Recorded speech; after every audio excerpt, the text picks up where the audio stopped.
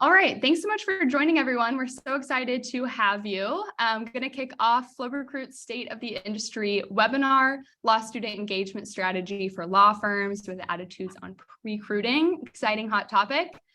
So quick intros from the Flo Recruit team here. I hope I've met most of you on the line by now, but if not, I'm Hannah Kelly. I'm Flo Recruit Senior Manager of Employer Sales. So I work specifically with all of our law firms. And also for the first time live on our webinar today, we've got Brandon joining, our Director of Marketing. So we'll let him introduce himself. Hey, everybody. As Hannah mentioned, Brandon Balsley, Director of Marketing. Super pleased to be here today.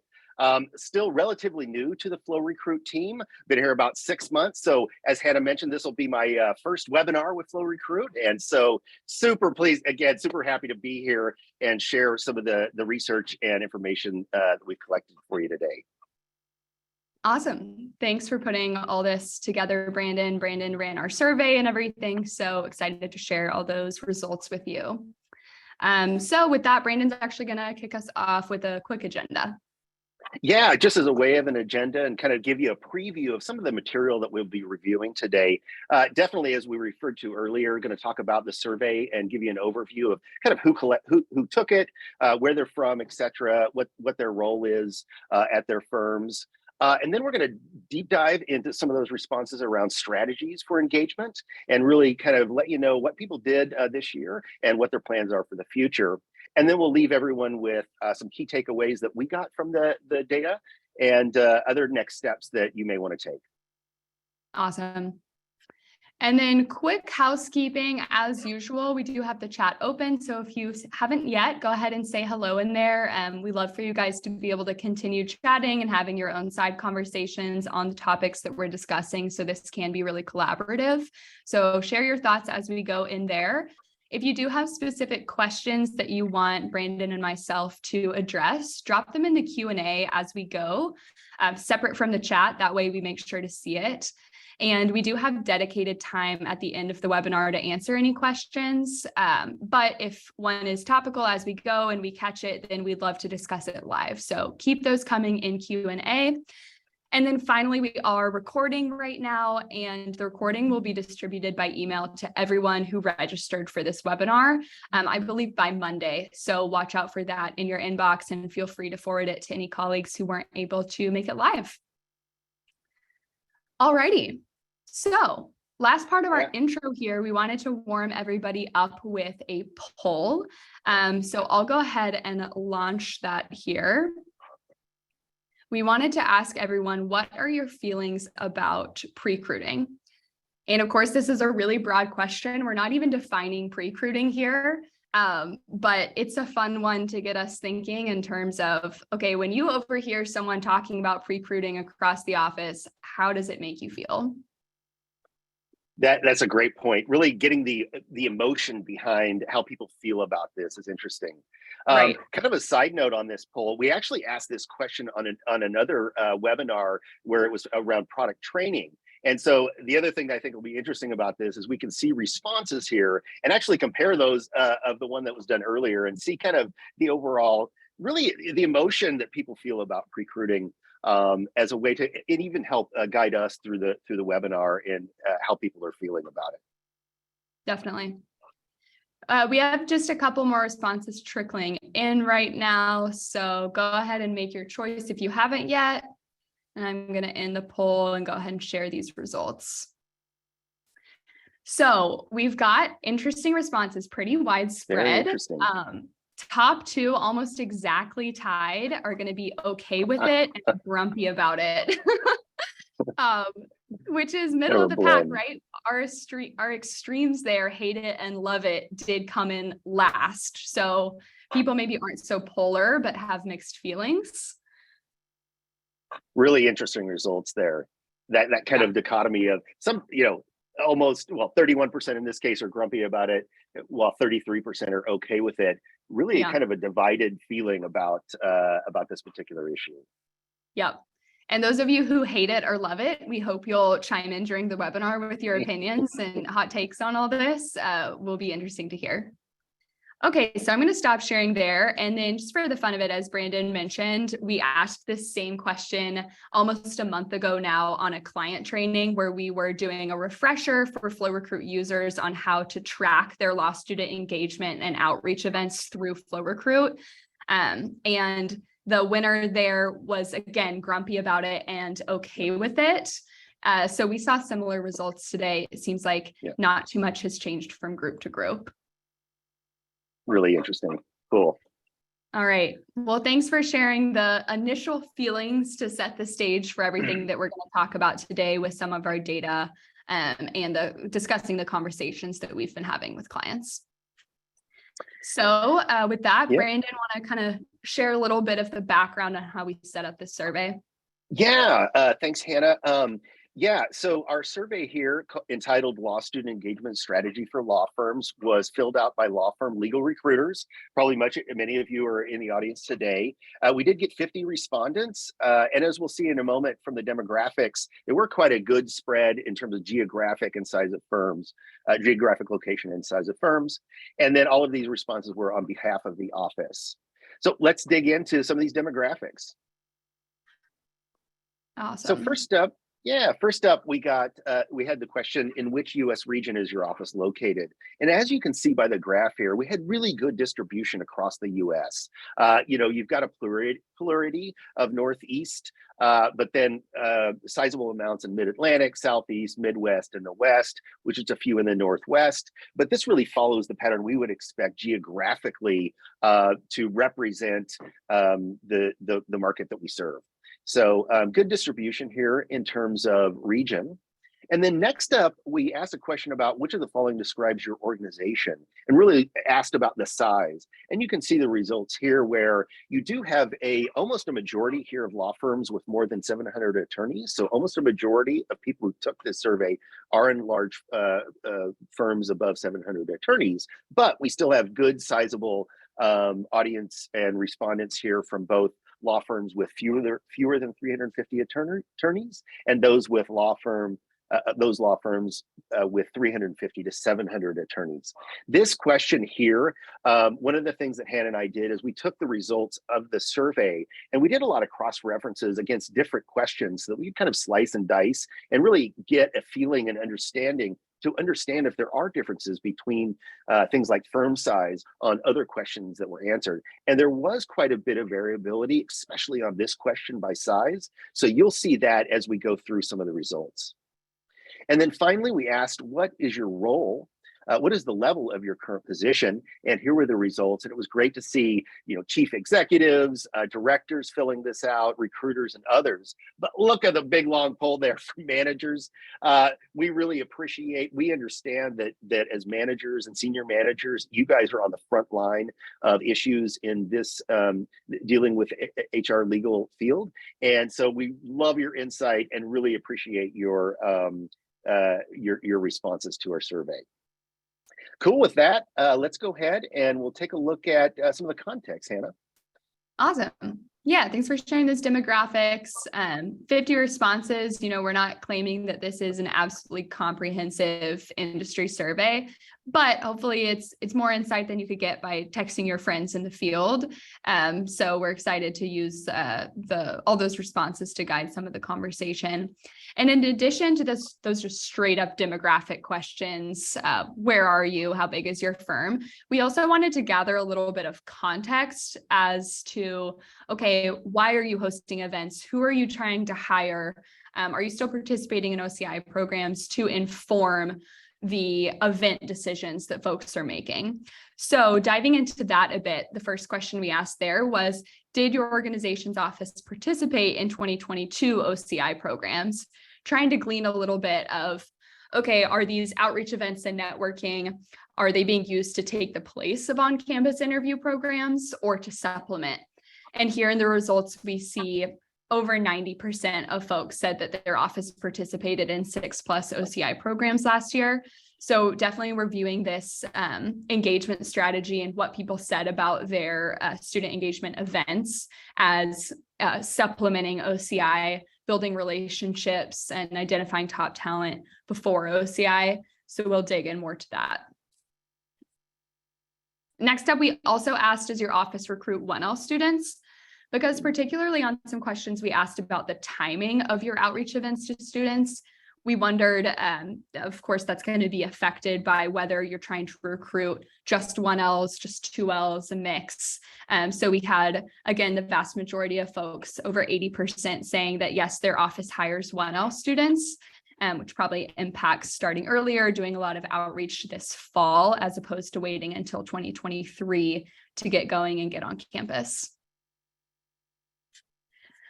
All right, next up for some context, big one here. Did your office extend offers to candidates before 2022 OCI programs began, or were you waiting to extend your offers until OCI?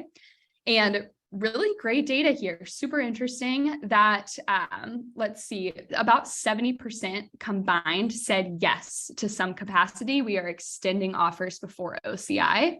Now, the majority of those yeses were saying that fewer than 50% or a minority of their offers are being extended pre-OCI. The majority of them are later. But we did have over 10% of folks say we actually extend more than half our offers before OCI program begins.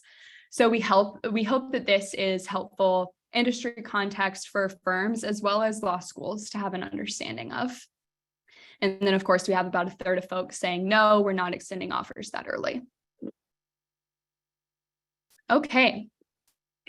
We wanted to break this one down by size of your organization. So like Brandon mentioned, we tried to do some cross-referencing, and in all cases, region did not affect the results, but sometimes firm size did. And this is a great example of one where size comes into play. So we had a lot more no's, no pre-OCI offers extended from our firms with fewer than 350 attorneys. And then as we go up in size groupings, you'll see that no shrinks and the yes grows.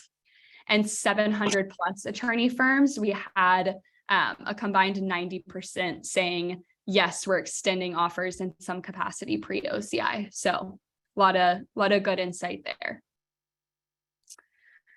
All right. Final question on the context we wanted to gather before we get into the actual logistics of events. What kind of events? When are your events? Is what is your goal of hosting these or participating in them? So what's your desired outcome of pre-summer student engagement? And this question was interesting because we got such a wide array of responses. And those folks who wrote in other, for the most part, said all of the above. You know, they're all our goal outcome.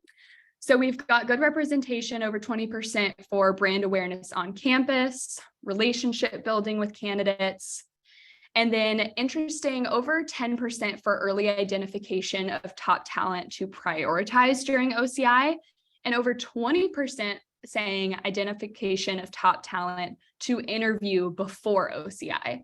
So I thought that was some interesting data that for folks who said their number one goal is identifying top talent, more of them said it was to interview that top talent early rather than just keep them in mind for OCI.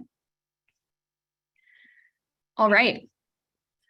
We broke this one down by size as well and didn't see too much disparity, but something that you'll notice is that as we go up in the firm size here, we see a spike in the relationship building focus for the 350 to 700 attorney firms, and then an increased focus on brand awareness for 700 plus attorney firms.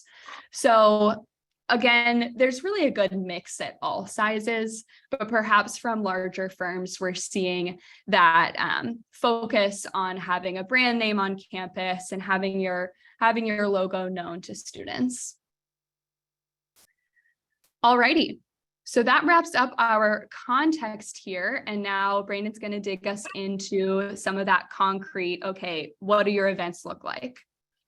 Yeah, thank you, Hannah. That was really fascinating to think about kind of what are the desired outcomes? What are people really wanting to do with the behavior that we'll go through here? And so when we think about engagement, one of the things to consider is how early are you doing? So this question asks, when is or was your office's first campus recruiting event following OCI 2022? 2022. And you can see the breadth here where you've got a lot of October and September at about 40 and 32% respectively, but also a fairly about 10% in August. And then you see also about 10% actually waiting until 2023 to begin campus recruiting events following that OCI piece. So this one again is a little interesting, or it's interesting as we break down to size. So we'll go ahead and take a look at how these change based on that firm size. So here we have less than 350 attorneys, and you can see the picture is a little different. Far less September, October, and August events following OCI, and a growth in the 2023. So from this data, it looks like that those with less than 350 attorneys in their firm are more likely to have less activity in the fall and summer and more waiting till 2023. Now, as we look at the other size, if we go to the 350 to 700 attorneys here again, you see a lot of activity in September and October. But then if we flip to the above 700 attorneys here, you see this large growth in August. So what this data is telling us is that based on firm size, we generally see larger firms actually doing this earlier than their smaller counterparts. Really interesting there in terms of kind of the timing of when reach out is occurring. Yeah. And we really expected some disparity in this based on whether folks are doing 1L versus 2L recruiting. But almost everyone who answered the survey said we are doing 1L recruiting, and even filtering by that small margin, we didn't see a difference in the timing based on 1L versus 2L recruiting. So it seems like everybody's starting early in the fall, especially on the bigger end, even if it's just engaging 1Ls in preparation for them being future 2L pipeline. So not just 1L recruiting happening in the fall right now. Good insight. Good insight. Okay, on this question we asked, does your office aim to increase student engagement this fall through spring compared to prior years? And here you can see a very large majority, above 70%, saying, yes, we're going to increase. But you still have a fairly sizable 20% or so saying, nope, we're going to stay the same. This was an interesting question to break down by firm size as well, and you can see some of the changes. So here at the less than 350 attorney size, we see again kind of even increase now above 80% of saying that, yes, they will increase student engagement. But then as we go down, if we looked at 350 to 700 attorneys, here you still have a very high percentage, above 80%, saying they're going to increase, but starting to see no, stay the same. And then as we go to above 700 attorneys here, again, you see this kind of growth in no, we plan on staying the same.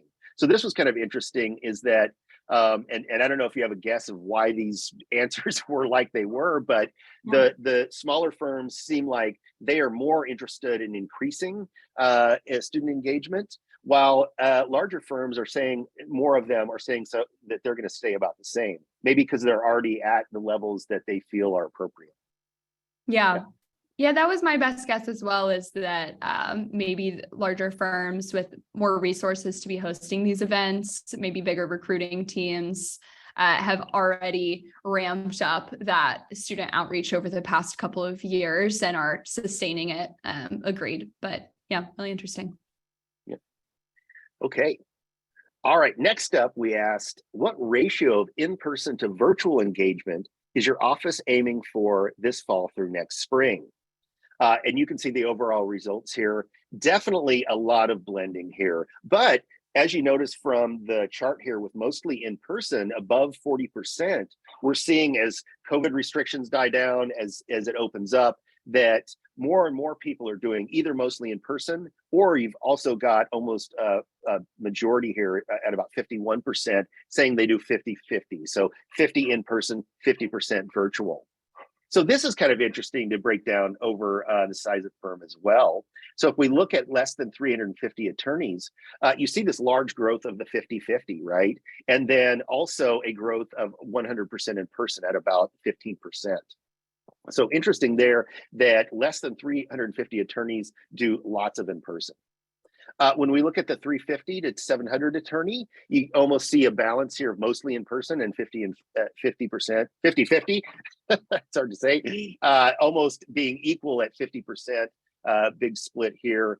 And then as we go to the larger firms, again, kind of a fairly even split between mostly in person and 50-50. So from this data, we can see that smaller firms are slightly more likely to hold in-person events than their larger brethren.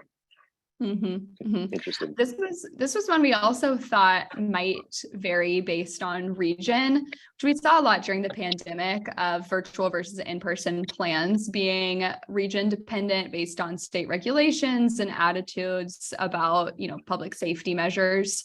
However, there was really no difference here. So it's interesting to see that balancing out nationwide. Folks are doing a split here, a hybrid strategy going forward. Yeah.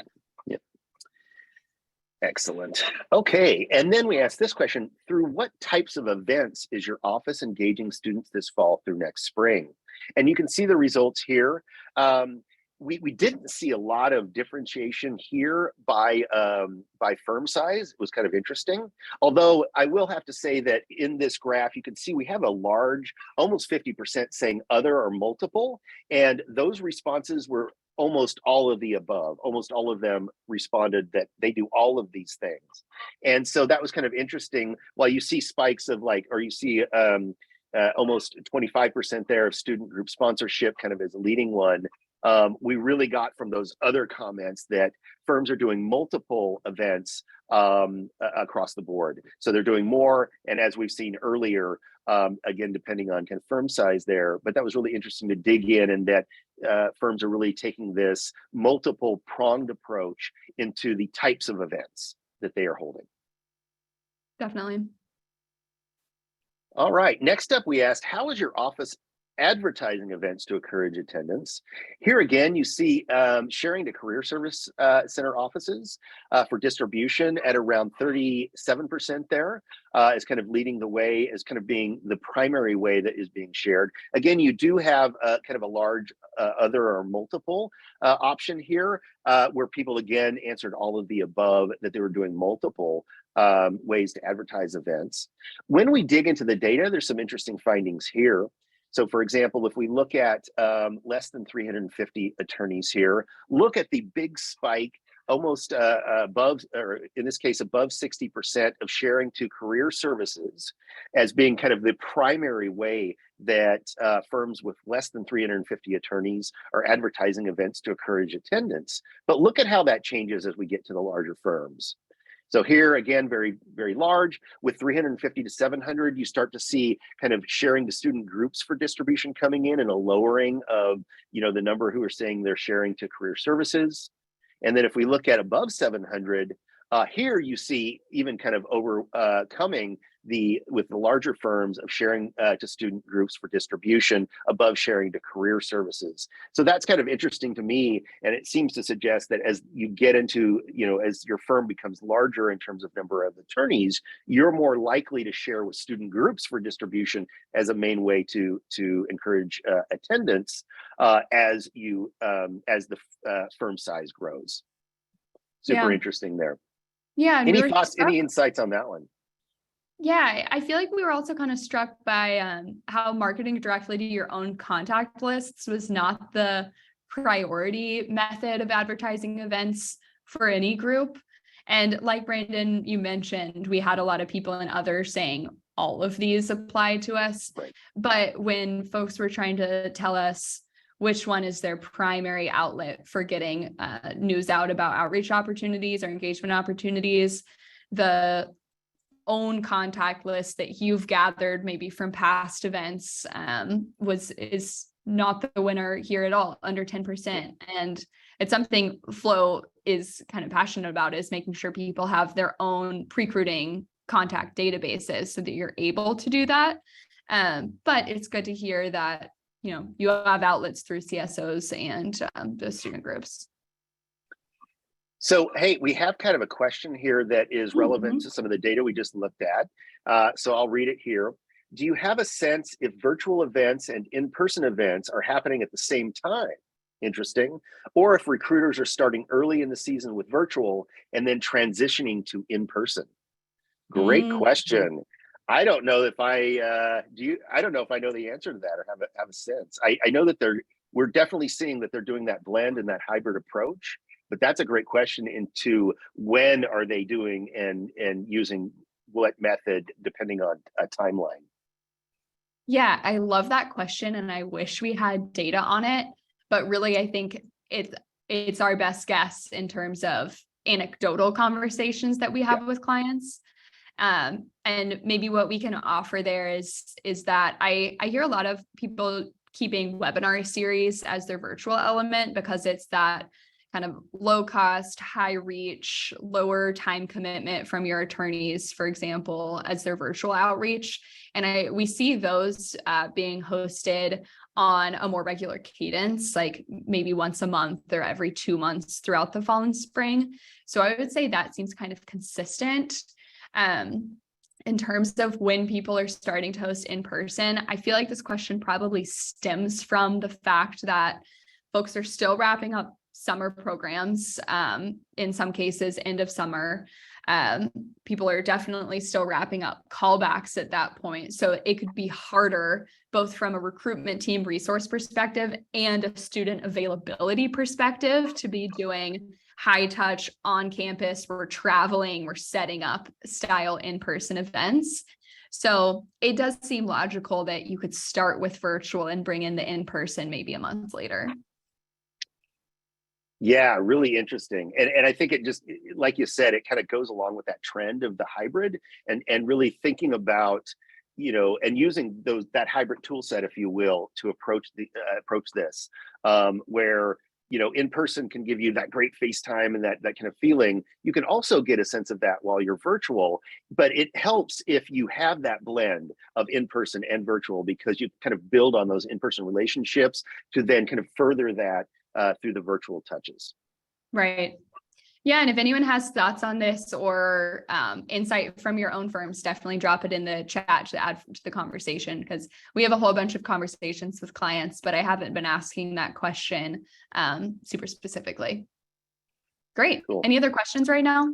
Or is that it? That's all for now, but keep them coming, guys. We love your questions. Great. Okay, that brings us to the conclusion where we're trying to bring together some of this data to give you guys and ourselves in our industry understanding key takeaways from the survey and from those anecdotal conversations that we've been having since OCI season. So to kick off our conclusion, we wanted to pull out a few of the text responses that we got. The last thing we asked on the survey was just anything else you want to share, any thoughts you want to let out into the ether in terms of your attitudes on pre-recruiting. And three key ones here. One, I'd like everyone to stop using the term pre-recruiting. We are just recruiting, which we love, because what a mindset shift, right? Of, okay, this does feel different, right? People are interviewing earlier. The majority of firms are saying they're extending offers pre-OCI, which feels different, and to some people feels like a monumental shift and can be in strategy, but it's still doing this job. It's the way that we're recruiting. So let's normalize it and move forward with it. That's how I interpreted this quote, at least. How about you, Brandon? No, I really love this quote because it does speak to what you had said about really it's just an extension of what I'm already doing. I think what we've seen though through the data that we just went through is there does appear to be this shift, again, early, broader, and more things, right? More activity. And so we're trying to keep our thumb on that because, again, we want to support whatever the activities that are going to help firms be successful and our HR teams be successful. And so I really enjoyed this insight because it really does speak to that point of, hey, this is just what we've been doing, but earlier and broader and it really includes more activities. And I think that's kind of the theme that we saw this year and probably into the future as well. Yeah. And maybe as time goes on, it'll all be so normalized that we'll stop using the term. All right. The second one we wanted to pull was, this is the busiest fall recruiting event schedule we have ever had. And we like this. More time to build relationships and identify top targets. So big snaps to this. I love this attitude. It's busy. You have a lot to do. Your recruitment team is all over the place engaging with students, even while maybe you're welcoming fall associates and wrapping up callback interviews. But it really is an opportunity to build stronger relationships with candidates before you're at an interview stage and identify top targets. So you're going into interview seasons, whether you're hosting your own, going to OCI, or both, having a real understanding already, a robust log of, okay, we see this candidate as a great fit with our firm, instead of trying to figure that out during a quick screener interview. So big positivity here, and we like it. Third one we wanted to pull was, the timeline was earlier and faster this season as more firms were doing pre-OCI interviewing, which hadn't really been done in the past. So again, key themes here of earlier, faster. In almost every OCI wrap conversation I had with teams, they said, all of our candidates had offers in hand during OCI. They already had offers before I even got to that screener interview. So you're not alone. Everybody's feeling this, that firms are getting out there and meeting candidates early in a meaningful way. And I think this quote really speaks to what Brandon was just saying about, there is a shift. We hear this a lot of, hadn't really been done in the past. This season felt different. It does feel like things are changing here in the timelines and the strategies for hiring top law students. So this one pulls out some key changes there. Anything to add, Brandon?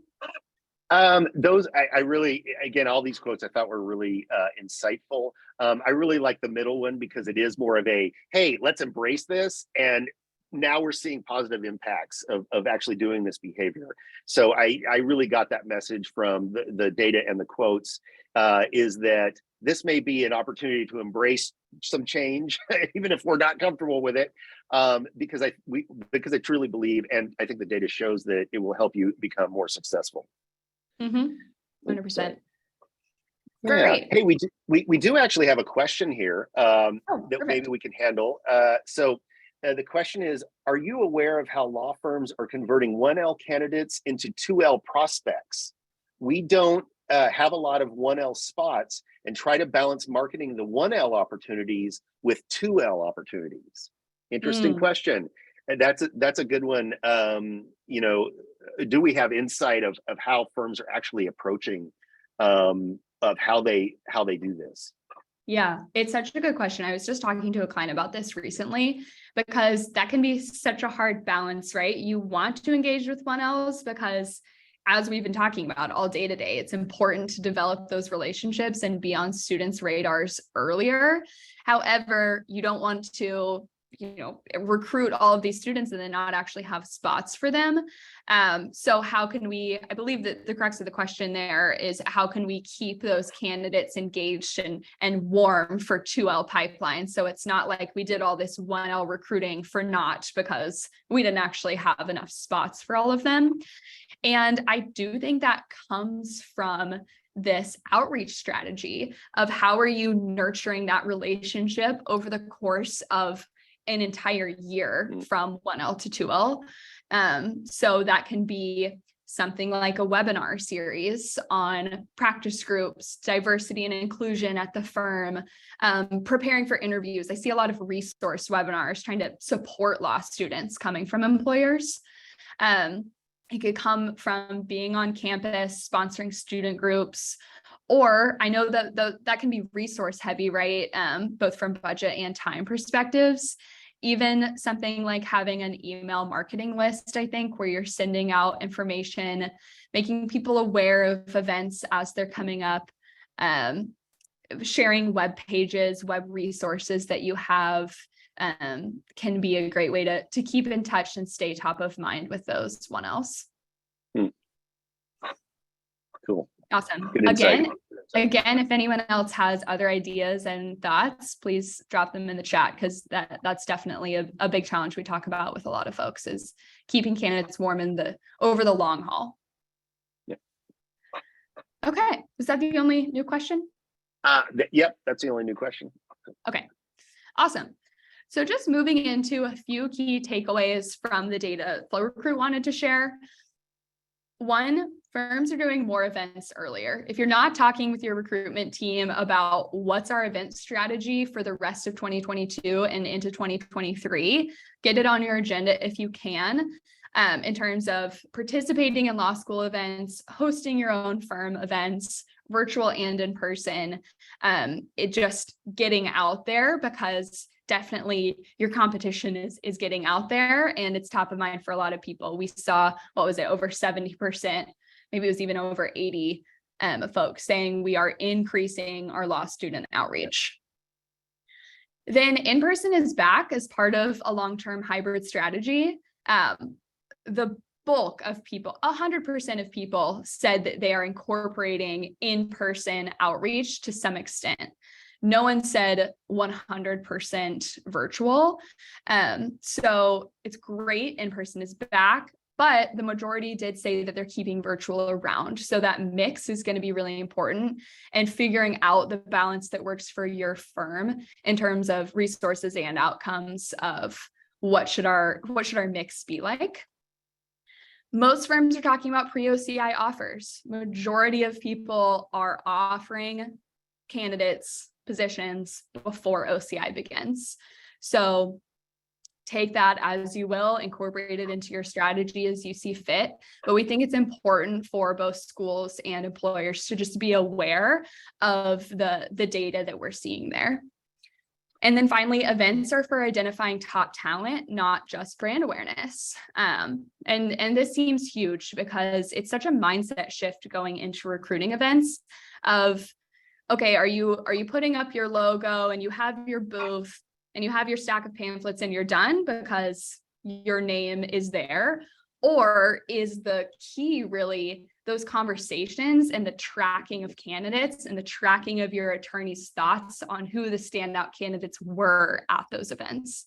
Because that's a really different game and focus than just our logo is here, we are on campus, because it requires more intention and more tracking. Cool. Okay. Hey, we actually have a question, Hannah, if we'd like to get it. This may be another one that I do not know the answer of, and I don't know if anybody knows this, but the question is, do you think in-person OCI will ever return? Kind of a law school question, I think, but juicy. Yes, it's juicy. It's almost like we need another survey on that point. So yeah, but we were do actually, you have any feelings? Yeah, go ahead. We were just discussing if we should survey law schools, because everybody's asking us, our law school is going to stay virtual for OCI or come back in person. And what we can say there is that the vast majority of Flo Recruit law school clients are keeping OCI virtual. We do hear about schools offering both options, and particularly smaller or more local law schools, perhaps returning to in-person. But the vast majority of our clients are staying virtual and are talking about that as a long-term decision, not just as a, let's do it for one more year, because generally the students, the employers, and the schools all do benefit from the time savings, the cost savings, and the increased reach and opportunity for connections when OCI is done virtually. Again, depends on the school. But yeah, go ahead, Brandon. There was some comments on our answer there. So we've got here one of the responses from an office. So they're from the Office of Career Services, says that, I think from a law school, we are allowing in-person if requested by firm.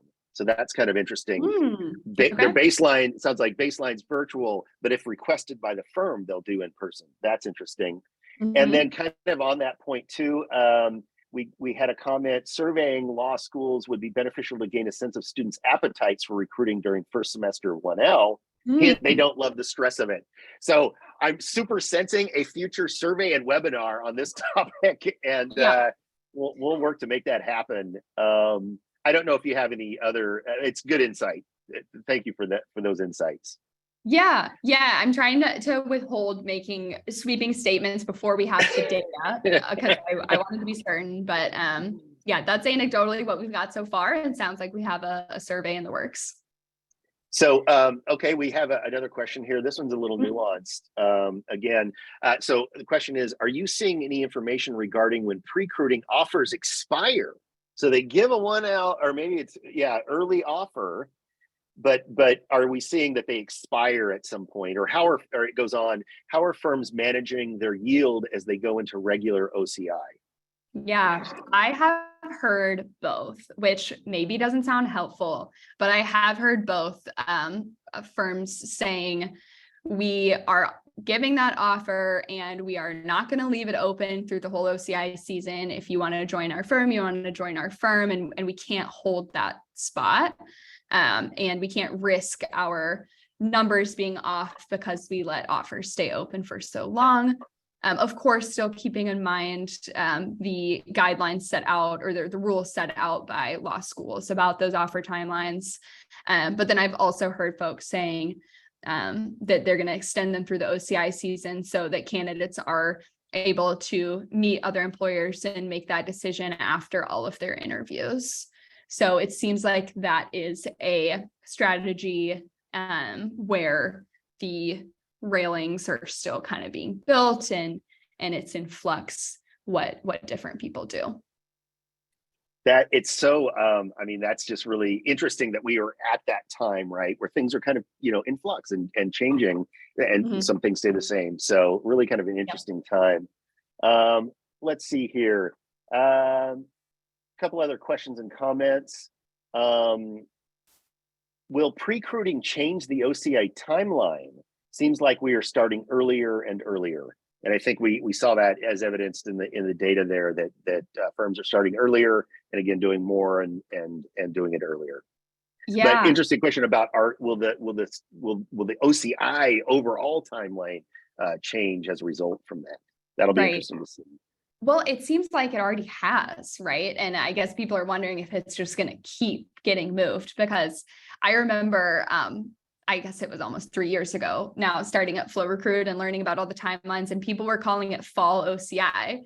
And I was so confused because it's in the summer, it's not in the fall. And I learned that it used to be in the fall. So, everybody here on the line knows that things have already changed a lot in terms of those timelines. So I think it makes sense that it could be continued to move up, but I know there's a lot of sensitivity there around, well, recruitment teams are also managing summer programs. The candidates are potentially part of summer programs while they're being asked to interview. So that summer push up does definitely have logistical implications that I'm sure everyone will be discussing. But we should make that a part of our law school survey, I think. Yes. Very good. There was one other comment here. Still have to have, so it's talking about OCI and kind of related to your answer there. So this says still have to have 10 to 12 weeks for summer associate positions. So it's hard for schools to move it even earlier. So maybe there's a limit to what it is. So that's interesting insight. Yep. Very cool. Okay. We'll continue. Awesome. Thanks for all the participation, y'all. And we will certainly stop for questions again. This is actually our last slide before our goodbye. I just wanted to share, a lot of you on the line are already Flo Recruit clients and may have participated in our outreach event training in October. A refresher for folks who hadn't used our in-person event tracking before, or who were hoping to use Flo Recruit as part of their expanded outreach strategy this fall and spring. So just want to always make sure that for people who only know Flo Recruit from virtual OCI, that you're aware that our employers are using Flo for their full candidate cycle, starting with actually our foundational product, which is event tracking. So we want everyone to not only have that brand awareness events at events, but also to be able to identify that top talent while they're there, which involves a true recruiting event system where candidates are RSVPing through a system, not just maybe a Google form. They're checking in with you at your booth, not just on an Excel spreadsheet, but through that same system, so that your candidates are landing in a pre-recruiting event database, like Christina here, who has 3 different events logged on her profile. And you're getting that mass pipeline data as well, like what was the anonymous diversity representation at the last 6 events that we participated in. So reminder to those of you who are clients on the line that if you missed that training, you can set one up with us. We'll have a link on the next page. And if you're not familiar with this and would like to learn more, we definitely invite you to have a conversation with us, even if it's just about the strategy and you're curious. Kind of on that note, to make it super easy for you, we actually have this QR code where you can book time with one of our solution specialists who can talk through specific issues that you might be running into that are individual or independent to your situation. So it's really easy. Take your phone, you can take a picture of the QR code. It'll go right to an easy to fill out form. And then within a day or two, we'll make sure that we've got time scheduled with you based on your schedule, and try to walk you through and help you with the issues that you're facing. Yeah, we love talking about this. Could do it all day, and like to get the individual insights from you guys and talk about how all of this industry change fits into your specific recruiting goals and challenges. So would love to talk more. And if you have any further questions, we're glad to hang on. Otherwise, thank you guys so much for joining. Brandon, do we have any more questions in the chat? I think we're good on the questions. Yep, answered the questions. But again, it was a pleasure to be here today and really enjoyed. I love data, so digging into this stuff is really fun for me. And you're such a great audience too that it's really been fun. So true. Thank you so much to everyone who participated in the survey. We know you guys never have much downtime. There's no such thing as the non-busy season for legal recruiters. So thanks for taking the survey. Thanks for joining us. Look out for the recording, and we hope to talk to you soon.